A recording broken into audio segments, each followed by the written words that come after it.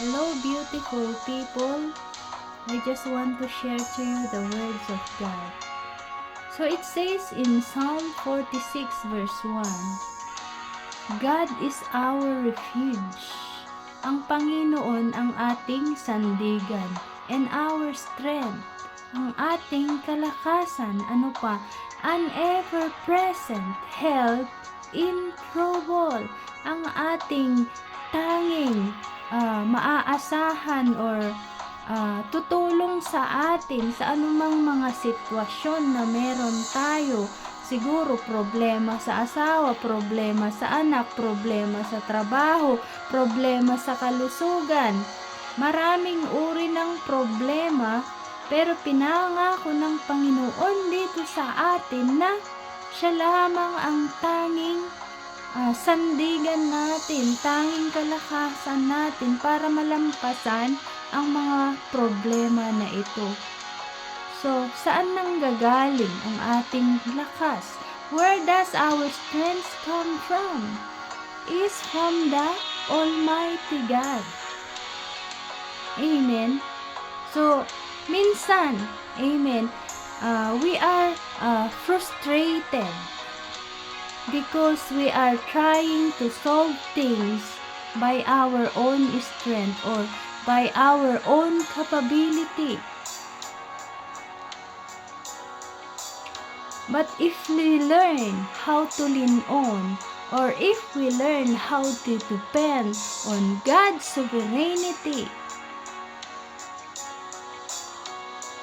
I will guarantee you, kapatid, God will solve your problem. God will fix your problem. So,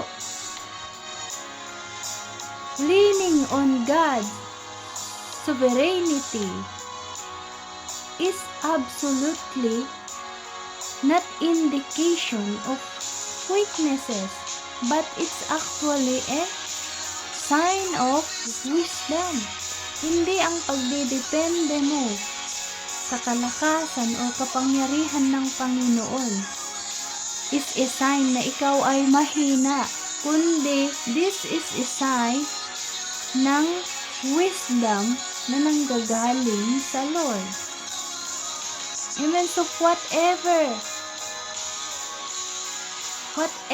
it is that we are doing by our own that is frustrating us, whatever it is, we should stop. We should stop now and tell sorry to God for doing this by our own and try, amen, to learn to lean on to God in everything, every situation that we have.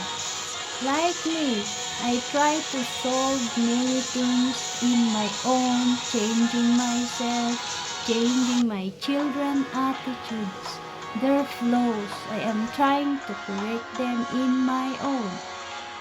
But remember this, kapatid, only God can change human heart. Not you, not me. Amen. Only God. Hallelujah. So, anything, I say it again, that is struggling you, struggling us, let go and try to lean on to God, and He will show you. He will show us His strength. So let's pray. Father, we are so grateful for our strength that comes from you. We need you in everything, Lord. We are sorry for the times that we have left you out and tried to do things in our own. Our strength is not enough.